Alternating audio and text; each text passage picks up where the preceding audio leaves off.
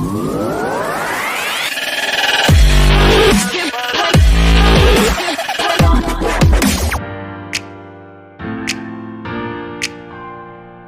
Morning. आज हम देखेंगे फ्रोजन शोल्डर अधेसिव कैप्सुलाइटिस, जिसे हम खभे की जकड़न बोलते हैं। इस डिसीज के बारे में देखेंगे। ये डिसीज का कोई सटीक कारण नहीं है, एक अननोन इडियोपैथिक कारण है जिसे फ्रोजन शोल्डर होता है। तो हम इसके बारे में आज देखेंगे।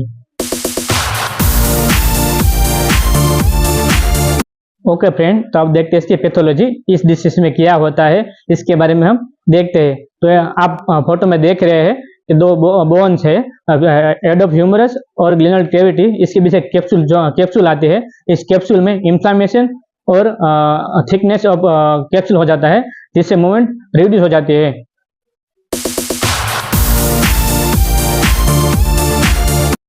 ओके फ्रेंड, तो अब देखते हैं इसका रिस्क फैक्टर, कौन कौन लोग हैं जिसको ऐसे बीमारी होने की संभावना बढ़ जाती है। तो सर्वप्रथम आता है महिलाएं। महिला की एज 40 के 70 के बीच है, इस महिलाओं को फ्रोजन शोल्डर होने की संभावना बहुत बढ़ जाती है। दूसरा है कई बीमारियां जैसे कि हाइपोथायरॉयडिज्म, डायबिटीज और पार्किंसन जैसे डिसीज वाले पेशेंट को फ्रोजन शोल्डर होने की संभावना बहुत बढ़ जाती है। और तीसरा रीजन है शोल्डर के आसपास कोई फ्रैक्चर हुआ हो, कोई इंजरी हुई, क्लेविकल का फ्रैक्चर हुआ हो, हेड ऑफ ह्यूमरस का फ्रैक्चर हुआ हो, इन लोगों को फ्रोजन शोल्डर होने की संभावना बढ़ जाती है। ओके फ्रेंड, तब देखते हैं इसके लक्षण, कौन कौन से साइन है, कौन कौन से सिम्टम है, क्या देखने को मिलता है हमको, इसके बारे में हम देखेंगे। फ्रोजन शोल्डर वाले पेशेंट को शोल्डर में दर्द महसूस होता है। यह दर्द रात में बढ़ जाता है। महिलाओं को ब्लाउज पहनने में, हेयर कॉम्बिंग करने में, कपड़े चेंज करने में दिक्कत होती है। शोल्डर की मूवमेंट रिड्यूस हो जाती है। मसल वीकनेस देखने को मिलती है। शोल्डर की range of motion, abduction, flexion, internal rotation, external rotation और सर्कमडक्शन रिड्यूस हो जाता है। कंधे में अकड़न महसूस होती है, इसकी मूवमेंट कम हो जाती है। जैसे हम कपड़े पहनने में, हेयर कॉम्बिंग करने में, बाथिंग करने में दिक्कत होती है हमको। ये जो लक्षण है अधेसिव कैप्सुलाइटिस, जिसे हम शोल्डर की अकड़न बोलते हैं, इस पेशेंट में ये लक्षण देखने को मिलते हैं। ओके गाइस, तो अब देखते हैं अधेसिव कैप्सुलाइटिस, जिसे हम खंभे की जकड़न बोलते हैं, इसके स्टेजेस देखते हैं। तो गाइस, इसके 3 स्टेजेस है, स्टेज 1, स्टेज 2 और स्टेज 3, जिसका 3 नाम दिए गए हैं, टीजिंग, फ्रोजन और थाई विंग। तो देखते हैं इसका स्टेप बाय स्टेप इसका स्टेजेस।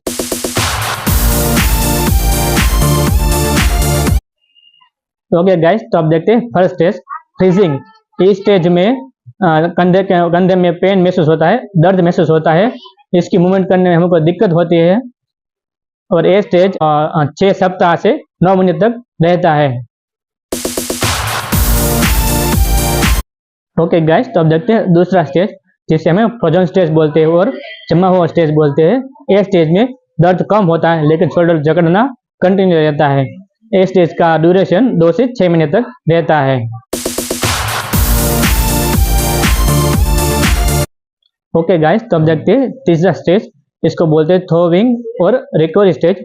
इस स्टेज में दर्द धीरे धीरे कम होता है, शोल्डर की मूवमेंट धीरे धीरे बेहतर हो जाता है, रेंज ऑफ मोशन इंप्रूव हो जाती है। और इस स्टेज का ड्यूरेशन 6 महीने से लेकर 2 साल तक होता है। ओके गाइस, तो अब देखते हैं इसका डायग्नोसिस कैसे करते हैं, जिसे हमें पता चले कि इसको अधेसिव कैप्सुलाइटिस है, फ्रोजन शोल्डर है और ये शोल्डर का जकड़न है। हमें इसे कैसे मालूम हो, तो इसका एक स्पेशल टेस्ट आता है, इसको बोलते हैं फनल टेस्ट। दूसरा है इसका शोल्डर अबडक्शन, इसकी ए रेंज है शोल्डर अबडक्शन वाली, ए वाली। और एक्सटर्नल रोटेशन ऑफ शोल्डर को मेनली रिड्यूस हो जाता है। ऐसे तो सारे रेंज ऑफ मोशन अब रिड्यूस हो जाते हैं, flexion, abduction, internal rotation, external rotation, ये सारी रेंज रिड्यूस हो जाती है। लेकिन स्पेशली अबडक्शन और एक्सटर्नल रोटेशन मेनली अफेक्ट करता है।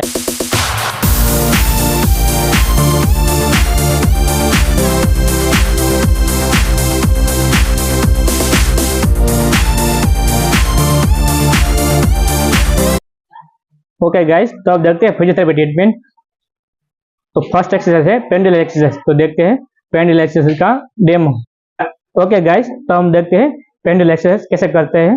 तो पहले हमें इस तरह से पोजीशन लेना है, एक पैर को आगे रखना है, एक पैर को पीछे रखना है और ये हाथ से टेबल, चेयर, कुर्सी से हम सपोर्ट ले सकते हैं। और इस तरह से पोजीशन ले लेनी है। ये हाथ में हम दस्ता रखेंगे, दस्ता रख सकते हैं, पानी की बोतल रख सकते हैं, पत्थर रख सकते हैं, ईंट रख सकते हैं, कोई भी वेट वाला डम्बल्स हो तो डम्बल्स रख सकते हैं। तो हम देखते हैं किस तरह से पोजीशन ले लेनी है। और इस तरह से पहले इस तरह से मूवमेंट करनी है, 10 बार मूवमेंट करेंगे। पूरी मूवमेंट शोल्डर जॉइंट में होनी चाहिए। एल्बो जॉइंट है हमारा जो है वो स्ट्रेट रहना चाहिए। इस तरह से कंटिन्यू 10 टाइम करनी है। फिर चेंज करेंगे, इनसाइड आउटसाइड करनी है। पूरा हाथ को फ्री में लूज मोशन में करना है, फ्री छोड़ देना है, हाथ बहुत स्टिफ नहीं रखना है। अब देखेंगे पेंडुलम एक्सरसाइज।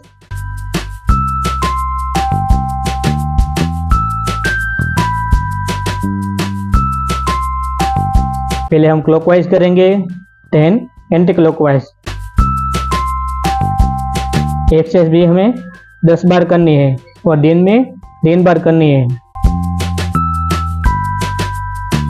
तो इस तरह से गाइस कंटिन्यू 10 बार करनी है। ओके गाइस, तो अब देखते हैं अगली एक्सरसाइज जिसे हम बोलते हैं हमें स्टिक एक्सरसाइज। तो हमें ऐसी कोई एक स्टिक हो, लकड़ी की स्टिक हो, पीवीसी हो, कोई भी ऐसा टुकड़ा हो, इसे हमें एक्सरसाइज में यूज कर सकते हैं। तो देखते हैं इसका डेमो कैसे करते हैं स्टिक एक्सरसाइज। तो इस स्टिक को दोनों शोल्डर के लेवल से इस तरह से ग्रिप बना लेनी है और इस तरह से रख देना है। फिर इस तरह से कंटिन्यू स्लोली जितना हो सके पहले इतना ले जाना है। पेशेंट ये सारी मूवमेंट नहीं कर सकते, इसलिए इसको कम करना है, जितना हो सकता है पेन फ्री रेंज में करना है। पेशेंट को अगर इस रेंज में इतना ही होता है तो इतना ही करें, इससे आगे पेन होता है तो कृपया आगे ना करें, जितना हो इतना ले जाना है। इस तरह से करनी है।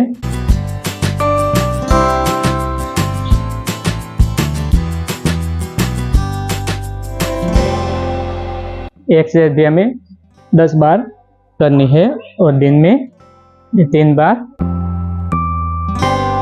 अगर एक्सरसाइज में कोई इस तरह से पीछे लीन होता है तो हम क्या करते हैं, दीवार का सपोर्ट ले लेना है। पीछे पूरी दीवार होनी चाहिए और इसे इस तरह से खड़ा हो जाना है। और इसके बाद इस तरह से अप ले जाना है। जैसे क्या होगा कि जो पेशेंट है वो पीछे तार मूवमेंट जो ट्रिक मूवमेंट होती है वो ट्रिक मूवमेंट नहीं होगी और इस तरह से कंटिन्यू ट्रू मूवमेंट होगी। तो एक्सरसाइज 10 बार करनी है हमें। ओके गाइस, अब देखते हैं इसका वेरिएशन स्टिक एक्सरसाइज का। तो इस तरह से पहले हमें राइट साइड ले जाना है, थोड़ी देर के लिए होल्ड कर सकते हैं हम 5 to 10 second depend upon patient condition. 10 नीचे ले आना है, 10 ग्रेजुअली अप।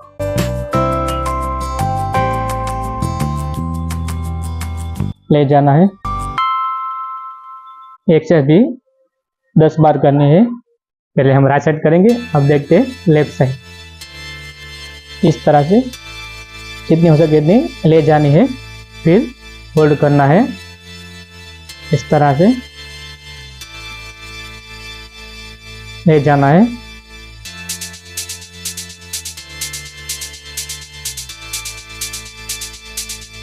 एक्सरसाइज भी हमें 10 बार करनी है।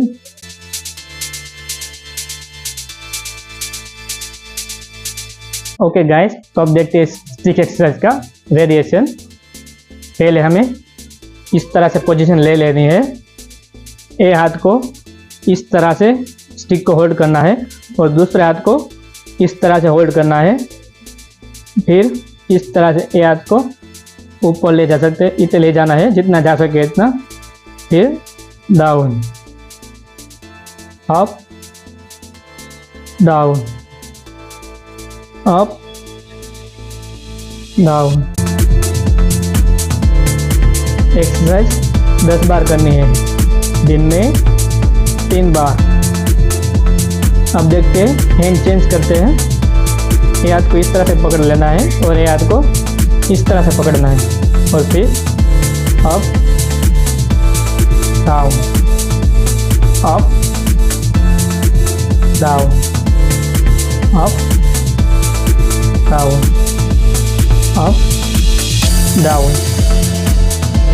ओके गाइस, तो जब हम पहले एक्सरसाइज की थी, देखते हैं इसका वेरिएशन। एक्सरसाइज हम टॉवल से भी कर सकते हैं। इसके लिए हमें ऐसा एक टॉवल ले लेना है। टॉवल इस तरह से पोजीशन ले लेनी है। टॉवल को इस तरह से रख देना है। एक हाथ से इस तरह से मूवमेंट ग्रिप लेनी है, दूसरे हाथ से इस तरह से, और इस तरह से movement up down, up down. Hand change करेंगे। ये हाथ तो इस तरह से पकड़ना है और हाथ को इस तरह से, और up down, up down. Okay guys, तो देखते हैं इस एक्सरसाइज का वेरिएशन। इस तरह से पोजीशन ले लेनी है। फिर हाथ को पीछे इस तरह से खींचना है, जितनी मूवमेंट हो सके इतनी पेन फ्री रेंज में करना है। 5 सेकेंड होल्ड करेंगे, देन रिलैक्स।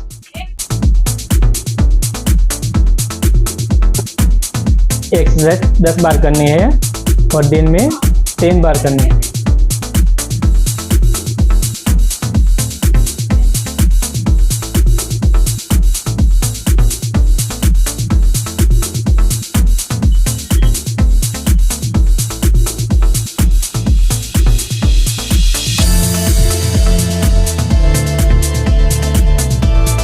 ओके गाइस, तो अब देखते हैं वॉल क्लाइंबिंग एक्सरसाइज कैसे करते हैं। इसलिए हमें इस तरह से एक दीवार का सपोर्ट ले लेना है गाइस। तो अब देखते हैं वॉल क्लाइंबिंग कैसे करते हैं, देखते हैं इसका डेमो।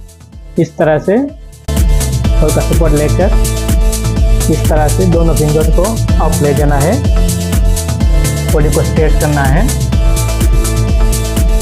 एल्बो हमारा स्ट्रेट रहना चाहिए पूरी मूवमेंट में, एल्बो की मूवमेंट नहीं होनी चाहिए।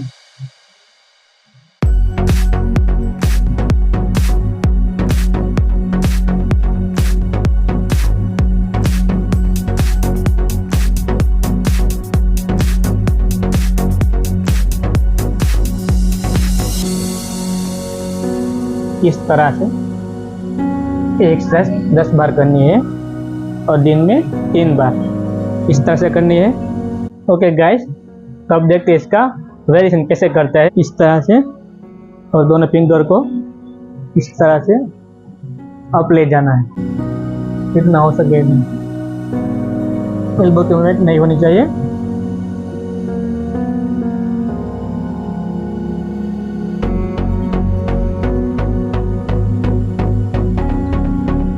इस तरह से बॉडी को स्ट्रेट करना है।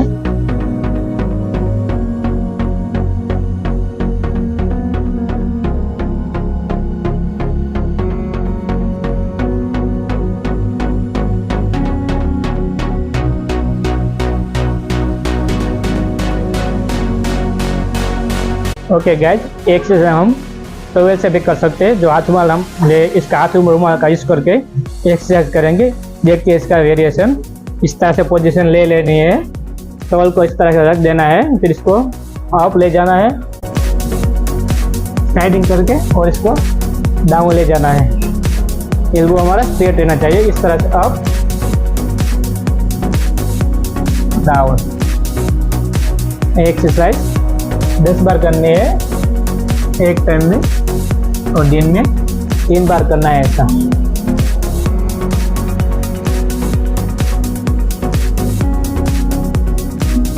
देखते हैं इसका साइड वेरिएशन।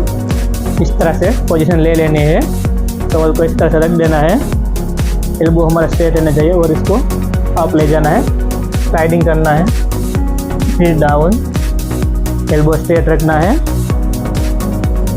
अप डाउन,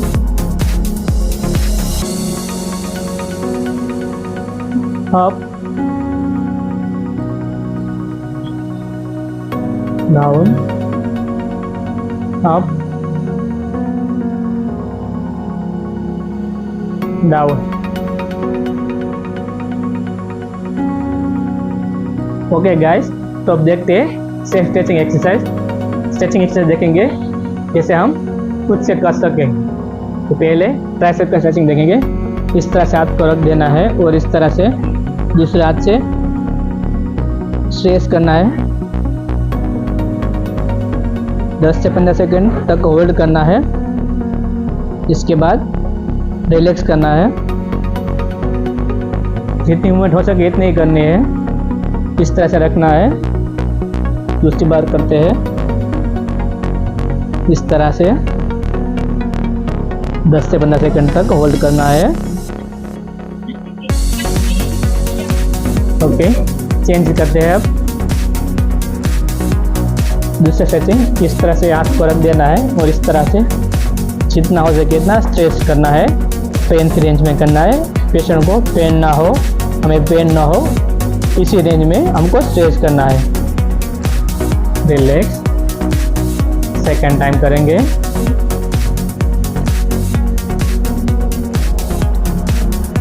दस से 15 सेकंड तक होल्ड करेंगे। पेन की रेंज में करना है। नेक का पे थोड़ा स्ट्रेचिंग कर लेते हैं इस तरह से।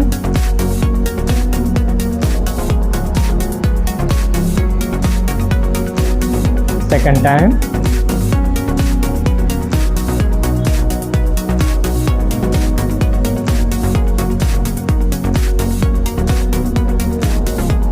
ओके गाइस, अब देखते हैं नेक्स्ट स्ट्रेचिंग।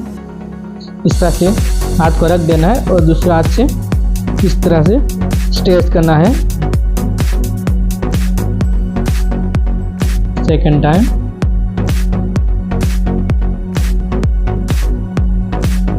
इस तरह से गाइस हमें स्ट्रेचिंग करना है। 10 से 15 सेकंड हम होल्ड करेंगे और 3 बार करना है और बीच में 3 बार करना है। ओके गाइस, तो अब देखते हैं वजन शोल्डर वाले पेशेंट को, अधोसिक स्पॉन्डिलाइटिस वाले पेशेंट को, जिसको शोल्डर की जकड़न है, ये पेशेंट को किस साइड सोना चाहिए। सोते समय कौन सी पोजीशन लेनी चाहिए जिससे हमें कंफर्टेबल महसूस होए। तो आप पिक्चर में देख सकते हो कि सोते समय हम एक साइड, इस साइड पेन है, इस साइड हम नहीं सोएंगे, इसकी अपोजिट साइड सोएंगे और एक पिलो साइड पर रख देंगे। आप पिक्चर में देख सकते हो इस तरह से पिलो को रख कर कंफर्टेबल पोजीशन हमको सोना है रात को, जिससे हम रात को जो नाइट पेन होता है, जो रात में पेन बढ़ता है, इससे राहत मिल सकती है इससे। तो एक पोजीशन हमें फॉलो करनी चाहिए। ओके गाइस, तो हम देखेंगे हम शोल्डर एसिमेट्रिक एक्सरसाइज कैसे करते हैं। देखते हैं इसका डेमो। पहले हमें इस तरह से खड़े हो जाना है। पहले हम देखेंगे फ्लेक्शन के लिए, और ये हाथ को अप ले जाना है और ये इस हाथ से डाउन प्रेशर ले जाना है इस तरह से।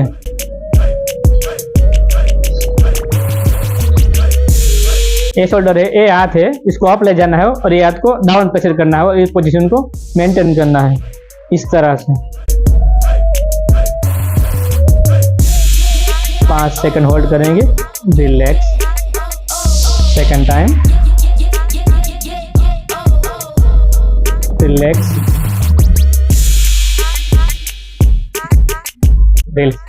देखते हैं अब अब्डक्शन में देखेंगे। ये हाथ को इस तरह से ले जाना है और इस हाथ को इस तरह खींचना है।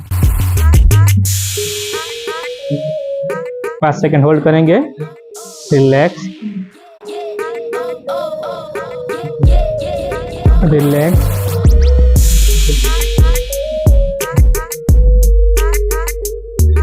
रिलैक्स। अब देखेंगे इंटरनल रोटेशन और एक्सटर्नल रोटेशन के लिए। इस तरह से ये हाथ को इस तरह से ले जाना है इंटरनल रोटेशन में और ये हाथ को इस तरह से रखना है।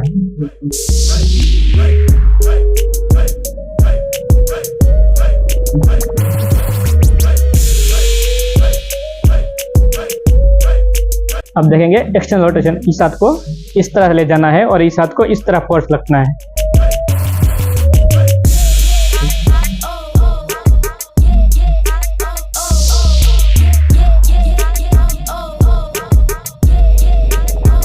ओके गाइस, तो जो हमने ये पहले एक्सरसाइज देखी आइसोमेट्रिक शोल्डर एक्सरसाइज, ये हम ऑयल के साथ भी कर सकते हैं। तो देखते हैं इसका वेरिएशन कैसे करते हैं ऑयल के साथ। देखते हैं इसका स्टेप बाय स्टेप प्रोसेस। पहले हमें इस तरह से पोजीशन ले लेनी है, ऑयल का पास खड़े रह जाना है और हाथ को इस तरह से पुश करना है इस तरह से। ये हाथ को इस तरह से ले जाना है और प्रेशर फोर्स है वो मेंटेन रखना है इस तरह से। Then relax, force, relax, relax.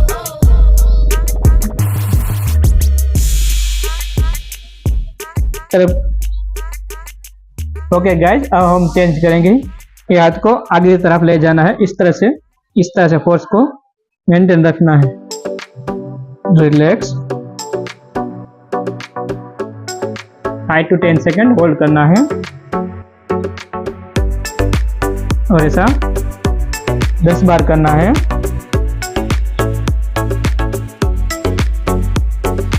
और दिन में 3 बार। अब चेंज करेंगे। अब देखते हैं एक्सटर्नल रोटेशन के लिए इस तरह से हाथ को, इस हाथ की मूवमेंट इस तरह से करनी है, इस तरह से फोर्स जनरेट करना है।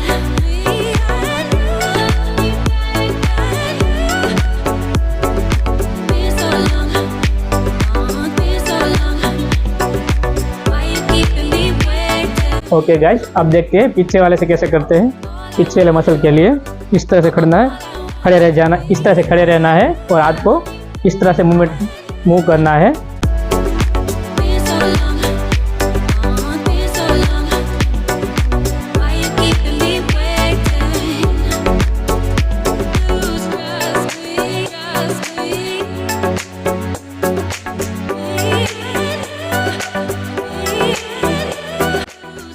तो दोनों हाथ को इस तरह से रख देना है, धीरे से क्लॉकवाइज।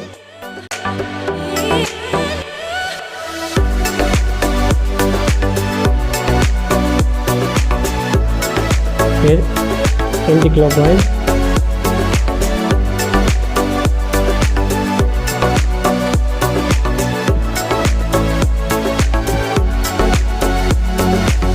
ओके, एक्सरसाइज चेंज करेंगे।